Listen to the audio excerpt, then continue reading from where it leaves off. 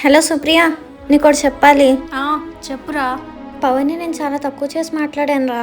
ఏరా, ఏమైంది? మా మమ్మీకి మా లవ్ కోసం చెప్పాను, చేసుకుంటే చచ్చిపోతానన్నది.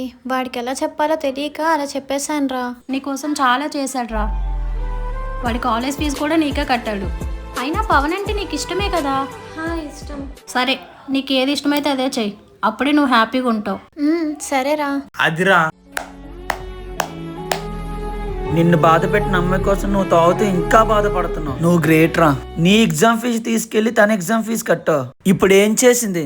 ఎవడో డబ్బున్నాడని చెప్పి ఆడుతూ వెళ్ళిపోతుంది. నీకు హైదరాబాద్ లో జాబ్ వస్తే తను ఎక్కడ ఒంటరిది అయిపోద్ది అని చెప్పేసి ఆ జాబ్ కూడా వెళ్ళలేదు కదరా. నువ్వేం చేయకపోయినా నీ ఫ్యామిలీ నీకు సపోర్ట్ చేశారా. వాళ్ళ కోసం ఏమైనా చెయ్యరా. నీ లవ్ కోసం ఎన్నో చేసావు, నీ ఫ్యామిలీ కోసం ఒక్కటి చెయ్యరా. వాళ్ళు చాలా హ్యాపీగా ఫీల్ అవుతారు. సరే మామ, నెక్స్ట్ పార్ట్ కోసం లైక్ సబ్స్క్రైబ్